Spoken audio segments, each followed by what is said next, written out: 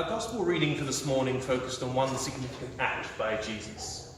That is, touch.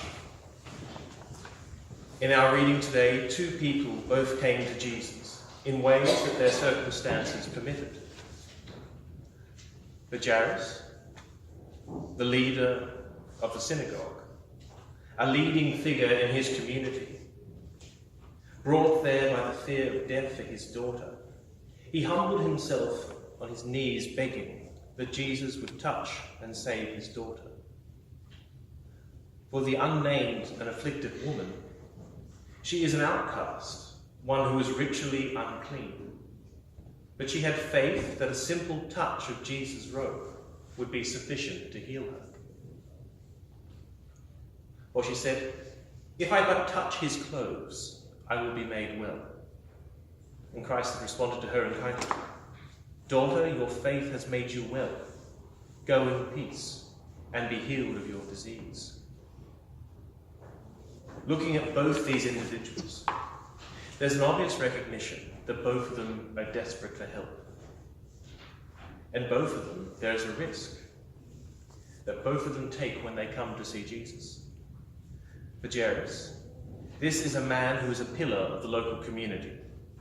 As a leader of the synagogue, he is very much of the in crowd. He is part of the religious establishment. He would have been used to being the one to whom people came, begging him to help them. Yet here he is a parent, faced with a sick and dying child, desperate and powerless to save her himself. Powerless and desperate, he comes to greet this religious preacher.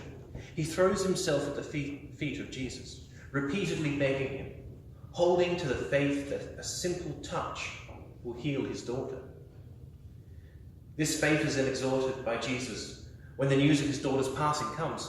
Do not fear, only believe. A faith that is vindicated later when he calls for the girl to get up. In the case of the woman in the crowd, we see very different circumstances, but also an equal level of desperation. For the woman, she is not one who's at the centre of the community. Rather, she's one who's been pushed to the edge. The Levitical laws labelled a bleeding woman as impure, someone who was unclean, who the mere act of being touched by would have led to someone else being labelled unclean. Anything she touched or sat on was to be treated as unclean. Prior to Jesus' arrival, this woman in the reading has spent 12 years labelled as one who is unclean, an untouchable of society, denied a hand to hold, a cup to share, a place at the family table, financially destitute from her search for a cure for her ailment.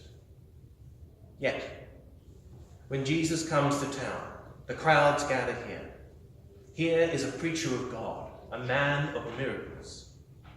She witnesses the local leader of the synagogue fall before him, begging that he might lay his hands on his sick daughter. And she thinks he might be able to do the same for her. A simple touch of this man's robe might lift this affliction from her. One simple touch of his robe, and she might be made clean. One simple touch, and 12 years of suffering and isolation might end. With that touch, she who was unclean was made clean. She was healed from what for 12 years had made her impure and an exile. Furthermore, when Christ turns to see who has touched him, she isn't rebuked. Her prior state of impurity, the requirement for her to be exiled from the community, isn't held against her. She isn't denounced. Rather, her faith, to quote the words of St. Clement of Alexandria, is greeted with magnanimous and worthy acceptance. In both accounts, it is the tangible touch of Jesus that leads to the healing. The idea that Jesus' miraculous healing stretches to both the high and the low. that it is but for Jesus to outreach his hand and all can be made well. So then the question poses itself to us. That's great, but what do we do with it today? It certainly doesn't seem like a good idea that we should camp up on the main street each time we have an ailment, in the hopes that the second coming might appear just in time to defeat my case of the common cold. So maybe it's not necessarily in the healing act that we should focus on. Perhaps it's in the act of faith. For both individuals, faith is core. It is the faith that Jesus exalts. To the woman, daughter, your faith has made you well. To the leader of the synagogue, do not fear, only believe. For us as Christians, we have faith that Jesus has the power to save us and has saved us from the clutches of sin.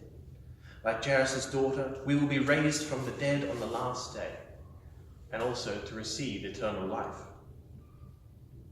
For each of us, through faith, we touch Jesus every week in the sacrament of communion. Each Sunday, we approach Christ at the altar. Like Jairus, we come to Jesus on our knees, or at least more in the spirit of things these days. In faith, we receive his body, his blood in our hands. We eat and we drink, and we are held by Christ. We are made whole and we are restored. So I'd like to invite you all to reflect on that as you come to receive communion today. To reflect on the healing touch of Christ as you hold the sacrament in your hand, that healing restoration that comes from Christ.